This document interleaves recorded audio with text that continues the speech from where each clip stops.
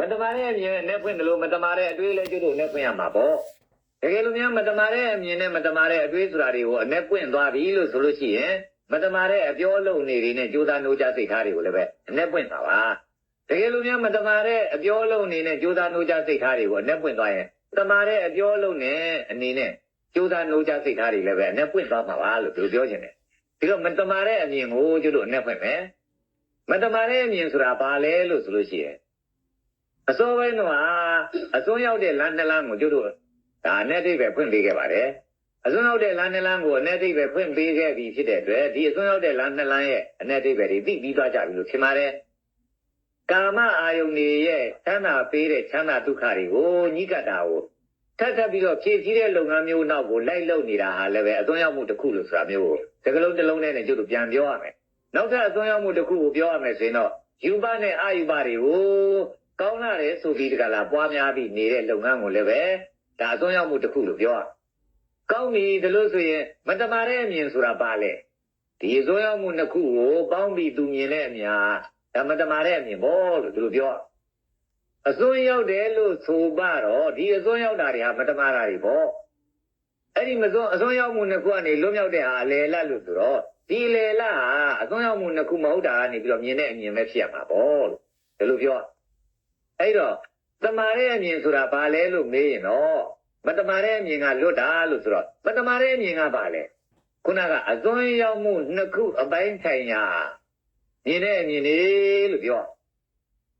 အစွန်းရောက်မှုနှစ်ခုအပိုင်းဆိုင်ရာမြင်တဲ့အမြင်လေးဆိုတာအစွန်းရောက်မှုနှစ်ခုရဲ့ပထမအစွန်းရောက်မှုကအတ္တကိလေကာမတုခံလိကာနိယောကအစွန်းရောက်မှုကာမတုခံလိကာနိယောကအစွန်းရောက်မှုလို့ဆိုတာအစဉ်မှန်နိုင်ရတာအတွေ့အထိလို့ဆိုတဲ့အာယု၅ပါးကာမဂုဏ်တရားတွေနဲ့ဆက်စားပြီးအဲ့ဒီအာယု၅ပါးကာမဂုဏ်တရားတွေကပေးတဲ့ချမ်းသာဒုက္ခတွေကိုခံစားပြီးအဲ့ဒီခံစားမှုကိုညှိကပ်ပြီးနေတော့အဲ့ဒီညှိကပ်မှုနောက်လိုက်ပြီးလုပ်ရင်တော့ကောင်းတဲ့လုပ်ငန်းပဲလို့သူမြင်နေကြအဲ့ဒီလိုမျိုးမြင်တာဟာတော့ဖြင့်မတမာတဲ့အမြင်ဒီလိုမျိုးပြော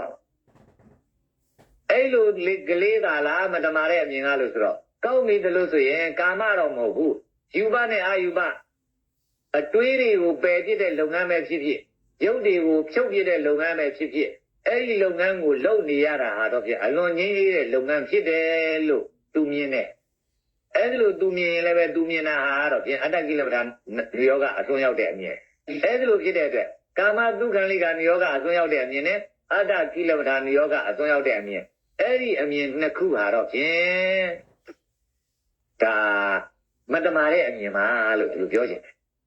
ဒါမတမာတဲ့အမြင်ပြောရတာလွယ်တော့ကျွတ်တို့ကမတမာတဲ့အမြင်ကိုအရင်ပြောနေတာပါဒီမတမာတဲ့အမြင်ကိုကျွတ်တို့ကသိပြီးသွားပြီလို့ဆိုရင်တော့တမာတဲ့အမြင်ပေါ်ဖို့ပဲတမာတဲ့အမြင်ကတော့ဘာဖြစ်တယ်လဲလို့ဆိုလို့ရှိရင်အခုနပြောတယ်ကာမတုခံလိကာနိယောကအတ္တကိလမထာနိယောကဒီအနုယောဂနှစ်ပါးဖြစ်တယ်အစွန်းရောက်တဲ့လမ်းကြောင်းနှစ်ခုပေါ့ဒီအစွန်းရောက်တဲ့အာထုံမှုနှစ်ခုကနေပြီးတော့လွတ်မြောက်တဲ့အမြင်ဟာတော့ဖြင့်တမာတဲ့အမြင်ပါလို့ပြောဘယ် negative ဆိုတဲ့ကြောင်းပြန်ဖွင့်တာနဲ့ပဲပြီးရတော့မှာလားလို့ဘယ်လိုပြောစရာရှိပါလဲတကယ်တော့ကာမဝါဒကံမြင်ဟာတမာတဲ့အမြင်ပါပဲလို့ဒီလိုပြောချင်တယ်ကံမြင်ဟာတမာတဲ့အမြင်ပါပဲလို့ပြောချင်တယ်ကာမဝါဒလို့ဆိုရင်ကံမြင်ဟာဘယ်လိုဟာလဲလို့မေးရင်ခုနကကာမတုခံလိကာနိယောကအမြင်ကသမုဒိသစ္စာအမြင်နာကောင်သူကောင်ပုဂ္ဂိုလ်ကောင်တရားကောင်ယောက်ျားကောင်မိန်းမကောင်တွေရှိတယ်အဲ့ဒါလိုရှိပြီးနောက်အဲ့ဒီသူတွေတူနဲ့တူဒါမိဘဖြစ်တယ်ဒါသားသမီးဖြစ်တယ်ဒါကတော့မယားဖြစ်တယ်ဒါကတော့လင်ဖြစ်တယ်အစရှိသည်ဖြစ်အဲ့ဒီလိုမျိုးအပိုင်းဆိုင်ရာတွေနဲ့သိပြီးနေတဲ့အသည့်နဲ့အဲ့ဒီထဲကနေပြီးတော့အဖတ်ထည့်ပြီးတော့ထွက်လာတဲ့လုပ်ငန်းကာမဟရိန္ဒာသမုဒိသစ္စာလုပ်ငန်းပေါ့နောက်တစ်ခါအတ္တကိလမထာနိယောကအမြင်ကတော့ယူပလုပ်ငန်းနဲ့အာယူပလုပ်ငန်းဆိုတော့ယူပလုပ်ငန်းပဲဖြစ်ဖြစ်အာယူပလုပ်ငန်းပဲဖြစ်ဖြစ်ပရမတ္ထသစ္စာအမြင်တွေအဲ့ဒီပရမတ္ထသစ္စာအမြင်တွေဟာယူပလုပ်ငန်းနဲ့အာယူပလုပ်ငန်းတွေဖြစ်တယ်အဲ့ဒီအမြင်ကတော့အဲ့ဒီအမြင်ကလည်းပဲအတ္တကိလမထာနိယောကအမြင်ဆိုတော့ဒုတိယအစွန်းရောက်တဲ့လုပ်ငန်းတစ်ခုပေါ့အခုဒါလို့ဆိုရင်အရိယသစ္စာလို့ဆိုရဲကာမဝါဒကတော့ပရမတ္ထသစ္စာအမြင်လည်းမဟုတ်ဘူးအရိယသမုဒိသစ္စာလည်းပဲမဟုတ်ဘူးလို့ဒီလိုပြောရတယ်သမုဒိသစ္စာအမြင်ဖြစ်တယ်ကာမတုခံလိကာနိယောကအမြင်လည်းမဟုတ်ဘူး ပရမတ္ထသစ္စာလို့ဆိုတဲ့အတ္တကိလေသာနိရောဓအမြင်လည်းမဟုတ်ဘူးအခုကအရိယသစ္စာအမြင်လို့ဆိုတဲ့ကာမဝါဒအမြင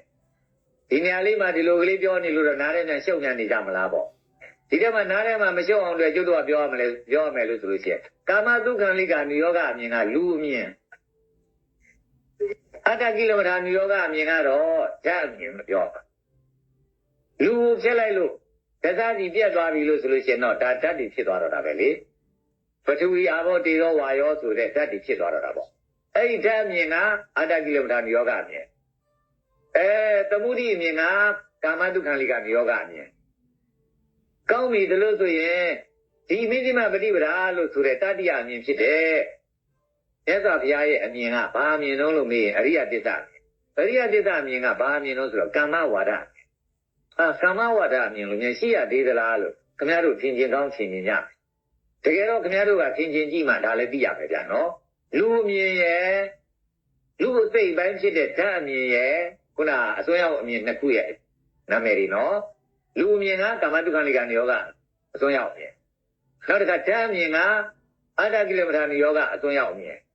လူအမြင်ရဲ့ဓာတ်အမြင်ရဲ့လို့ဆိုတဲ့အမြင်နှစ်ခုအမြင်ပြန်ရှိသေးသလားလို့ဆိုတော့ကံမြင်ဆိုပြီးရှိပါသေးတယ်ကံမြင်ကလူမြင်ပဲမဟုတ်ဘူးလားဗျာကံမြင်ကဓာတ်မြင်ပဲမဟုတ်ဘူးလားဗျာနဲ့ဟောပြောကျင်ကြလိမ့်မယ်ဗျာဘာလို့ဆိုကံလည်းပဲဓာတ်ထဲပါတာပဲဆိုပြီးတော့ဓာတ်ထဲဆွဲထည့်တတ်ကြတယ်ဗျာနောက်ကံလည်းပဲလူကလောက်တာပဲဆိုပြီးတော့လူထဲဆွဲသွင်းနေတယ်လို့လည်းတွေးညင်တတ်ကြတယ်ဗျာကာမတုခံလိကနိရောဓသမားတော့လေဟာကံမြင်ဆိုတာလူမြင်ပဲဒါမှမဟုတ်လို့ရှင်လေဓာတ်မြင်ဖြစ်တဲ့အတ္တကိလေသာနိရောဓအမြင်ရှိတဲ့သူကလည်းအကံမြင်ဆိုတာဓာတ်မြင်ပဲဆွဲသွင်းမှာပေါ့တကယ်တော့ကံကအမှုပါလို့ပြောခြင်းတယ်အဲ့ဒီလူကပြုတ်လို့လိုက်တဲ့အမှုလူကပြုတ်လို့လိုက်တဲ့ကောင်းတာအတွက်လှုပ်လိုက်တဲ့အမှုလားမကောင်းတာအတွက်လှုပ်လိုက်တဲ့အမှုလားအမှုအဲ့ဒီအမှုကလူမဟုတ်ပါဘူးဒီနေရာလေးမှာရှင်းရှင်းကြည့်ရမှာကတော့လူနဲ့အမှုကိုရှင်းရှင်းကြည့်မယ်ဆိုရင်လူကကောင်းတာကိုလှုပ်တယ်လို့ဆိုလို့ရှိရင်ဒီလူကောင်းလို့ပြောရတယ်ဘူးလို့ဆိုအများတန်းကောင်းနေမှာလားလို့မေးဟောတော်တော်ကြာမကောင်းတာကိုသူကလှုပ်ပြီလို့ဆိုတဲ့အခါကျတော့ဒီသူကလူဆိုဒီသူရဲ့လူဆိုးလို့ဆိုတော့ဒီသူကြီးကမွေးကြရနေပြီးခုထိဒီသူကြီးပဲခုနကတော့လူကောင်းလို့ပြောတယ်အခုကျလူဆိုးဖြစ်သွားပြီတဲ့ကဲဒါပဲလို့လို့မတော့ပေါ့တကယ်တော့ကောင်းတယ်ဆိုတယ်ဆိုတဲ့သူ့အမှုပေါ်မှာတည်ပြီးတကလားဒီသူနာမည်တတ်ကြရတာဖြစ်တယ်ဒီသူမဟုတ်ဘူးကောင်းတာလည်းဒီသူမဟုတ်ဘူးဆိုးတာလည်းဒီသူမဟုတ်ဘူးဒီသူလူကောင်းဆိုတော့ကောင်းတာလူဖြစ်တယ်လို့ဆိုလို့ရှိရင်ဒီသူလူဆိုးကြတော့ကဲကောင်းတာလူဖြစ်သေးတော့ရလားလို့မေးရမှာပေါ့ကောင်းတာလူဖြစ်တယ်ဒီသူလူကောင်းလို့ဆိုတော့ကောင်းတာလူဖြစ်တယ်လို့ဆိုလို့ရှိရင်ဒီသူကလူဆိုးဖြစ်လို့မရတော့ဒီသူလူဆိုးဆိုပြီးဆိုးတာကိုလုပ်တဲ့အခါကျတော့ပြောရတဲ့အခါမှာဟောဆိုးလို့အမှုကဆိုးပြီဆိုရင်လူဆိုးလို့ပြောရပြီအမှုကကောင်းနေသေးတော့ဒီသူလူကောင်းလို့ပြောနေရပြီအဲ့ဒီလိုဆိုတော့လူရဲ့ကောင်းတဲ့အမှုမကောင်းတဲ့အမှုရဲ့လို့နှစ်ခုဖြစ်လာတယ်လို့ပြောကြတယ်ကောင်းတဲ့အမှုမကောင်းတဲ့အမှုကဒီသူရဲ့ဧည့်သည်ပစ္စည်းဒီသူကတော့ထာဝရပစ္စည်းအိမ်သည်ပစ္စည်းလို့ပြောမှာပေါ့လူကအိမ်သည်ပစ္စည်းလူရဲ့အမှုကဧည့်သည်ပစ္စည်းဒီလိုမျိုးပြောမှာပေါ့လူရဲ့အမှုဆိုတာကလူစီကနေရှိခြင်းမှရှိမယ်လူရဲ့အမှုဆိုတာလူစီမှာပဲရှိခြင်းနဲ့ရှိခြင်းလည်းရှိမယ်လူရဲ့အမှုဟာလူစီမှာရှိခြင်းလည်းရှိမယ်လူရဲ့အမှုဟာလူစီမှာရှိခြင်းမှလည်းရှိမယ်အဲ့တော့တကယ်လို့သာလူနဲ့လူအမှုဟာအတူတူလို့ဆိုတာပြောချင်ရင်လူရှိသမျှအထိအဲ့ဒီလူအမှုဟာရှိနေရလိမ့်မယ်ဗျာလူရှိသမျှအထိလူအမှုဟာရှိနေရမယ်လို့ဆိုရင်တကယ်ရှိသလားလို့မေးတော့လူတော့ရှိပြီလူအမှုရှိခြင်းမှရှိတယ်အဲ့ဒီလိုမျိုးဖြစ်တဲ့အတွက်လူနဲ့လူအမှုဟာတခြားစီပါလို့ဒီလိုပြောရမှာအဲ့တော့ဒီလူအမှုကိုပါဠိလိုပြောလိုက်ရင်တော့ကာမလို့ဒီလိုပြောရမှာပေါ့အမှုဒီလိုအိဗယ်ရောက်ပါတယ်ကာမဆိုတဲ့စကားကအမှုပေါ့အမှုလို့ဆိုတာဒါလုံတိုင်းတော့အမှုမဟုတ်ဘူးဗျာ